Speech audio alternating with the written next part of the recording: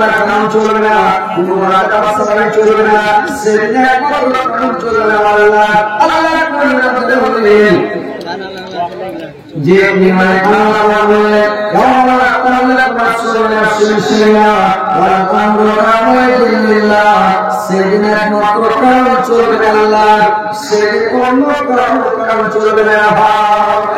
সমস্ত রাস্তাকে দিয়ে পুরো সবাই করে লাগিয়ে যাবে, আর সবাই বলবে আল্লাহ কি হবে, আমার কি হবে। তো ভাই আমার কথা বিশ্বাস না করে এই কথাগুলো বিশ্বাস না করে নয় আমলে লাগাবে, আর ধর্ম না করে কারণে বিশ্বাস না করে জিকির না করে যদি আমাকে আসলে কারণ করে ভাইয়া ভালো আমল না করে তাই কিয়ামত যদি প্রশ্ন করে সুস্থ করতে পারবে কিয়ামত দিয়ে ঘেরা হবে, ঘেরা করে জান্নাত দিয়ে নিয়ে যাবে। আর হাদিস জাহান্নামে এই কথা এই হাদিসে জান্নাতে জান্নাতের কথা বলা হয়েছিল, তোমাকে দুনিয়ার শোনা হয়েছিল, কিন্তু তোমার আল্লাহ শ্রেষ্ঠ নয়। সেই কথাটা তোমরা বিশ্বাস করো না। এই জায়গা আমাদের ঘেরা বকরি ঘেরা যখন নিয়ে হবে যে তাদেরকে যখন ঘেরা জান্নাতের নিয়ে হবে, এবার জান্নাতের ভিতরে যাবে তখন আমাদের আল্লাহ আমাদের কি জান্নাতে আল্লাহ আমাদের কোনো বলি সাথী না বলে যে সাথী না মানে পাতনা সাথী না সাথী না যে আমরা ওয়াদিনা সাথী না আমরা মানব আল্লাহ সুবহানাহু ওয়া তাআলা ঠিক আছে। ওয়ানকে মুহাম্মাদের রাসূল আল্লাহ কোরআনে বলে আল-কালামা আল্লাহু আল্লাহ আফওয়াহিহি ওয়া তাআল্লামু আলাইহি ওয়া তাসাল্লামু মা কানু ইয়াসলামু আর কোন মুহাম্মাদের রাসূল তাআলা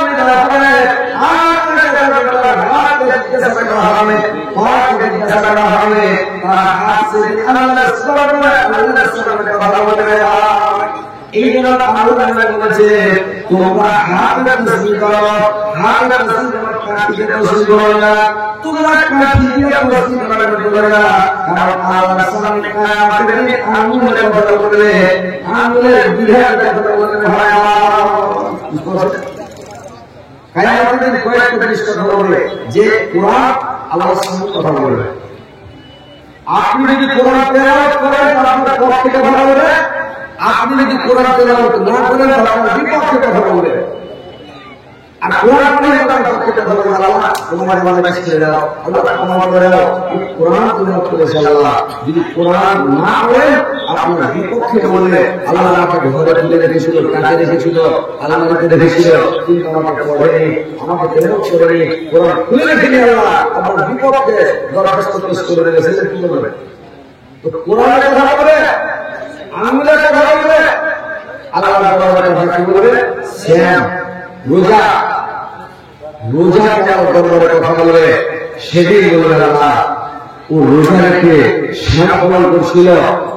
এই রমজান মাসে রোজা রেখে রোজা অবস্থাতে মুখ দিয়ে খোঁজ কথা বলেনি, চোখ দিয়ে খারাপ জিনিস দেখেনি, জ্ঞান ছবি দেখেনি, কান গান বাজনা শুনে খারাপ জিনিস কান দিয়ে শুনে, কানে দাঁড়ায় রোজা, চোখে দাঁড়ায় রোজা, মুখে দাঁড়ায় রোজা, মুখে খোঁজ কথা বলে কথা বলতে পারি। আল্লাহ বলেছেন তোমরা ভিতরে জিনিসের হেফাজত করো, তোমাদের জান্নাতের জামিন হয়ে গেল। এক নাম্বার হলো মুখে হেফাজত করো, দুই নাম্বার হলো স্থানের হেফাজত করো। তোমরা মানে যেভাবে লিপ্ত হবে না, স্থানের হেফাজত করো আর মুখের হেফাজত করো, এই দুটো জিনিসের হেফাজত করলে তোমার জান্নাতের জামিন হয়ে গেল।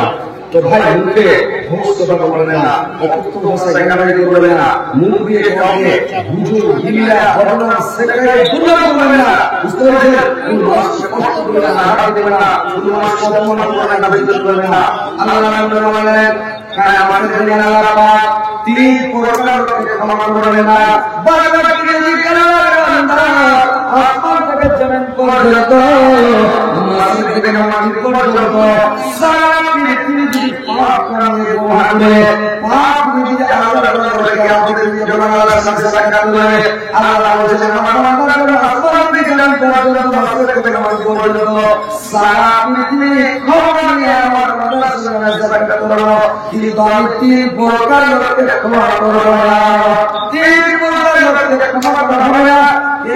পড়বেন হলো এক নম্বর লোকটাকে ক্ষমা করা হবে না যে শিরক করে শিরকের গুনাহ কোনদিন ক্ষমা হবে না শিরক করবেন না শিরক থেকে এখানে শিরক হচ্ছে সবচেয়ে বড় পাপ হবে এটা ক্ষমা হবে না দ্বিতীয় নম্বর পাপটা ক্ষমা হবে না আল্লাহ যে পাপটা হলো যে পাপটা মানুষ কোন বান্দা হক মেরে খায় পরে হক মেরে খায় পরে খায় মানে পরে হক মেরে সত্যি করে মসজিদের বলবে লাঠি করবে চুনের বলবে পয়সা বলবে সে করে কি মানে পরে হক মেরে খায় তো যা পরে হক মেরে খাবে পরে করে খাবে পরে আইন থেকে খাবে পরে সিনেমা থেকে ঘুরে ওই একটা টাকা আমাদের ক্ষমা করা হবে না তিন নম্বরে একটা ক্ষমা করা হবে না কোন মানুষকে দুঃখ দিয়ে চলে যায় কোন মানুষ যদি কোন মানুষকে ধৈর্য করে কোন মানুষ যদি কোন মানুষকে আঘাত করে কোন মানুষকে যদি দুঃখ দেয় মুসলমান হয়ে মুসলমান ভাই যদি দুঃখ দিয়ে যায় ওই লোকটাকে কিয়ামতের দিন ক্ষমা করা হবে না আল্লাহ ক্ষমা করবে না যখন লোকটা ক্ষমা না দেবে তো কোন মানুষকে বিশ্বাস করবেন না কোন মানুষকে অপমান করবেন না কোন মানুষের বেশি ভুল ধরে বেড়াবেন না মানুষের ভুল ধরাটা জাহান্নামে যাওয়ার কারণ যারা বেশি বেশি ভুল ধরে চলে গেলে ওরা ওই লোকটাকে জাহান্নামে যাওয়ার জন্য মানে ওইখানে ভুল ধরে আছে ভুল ধরে হয় নিজের নীতি মাইনা চলে যাবে অপমান করে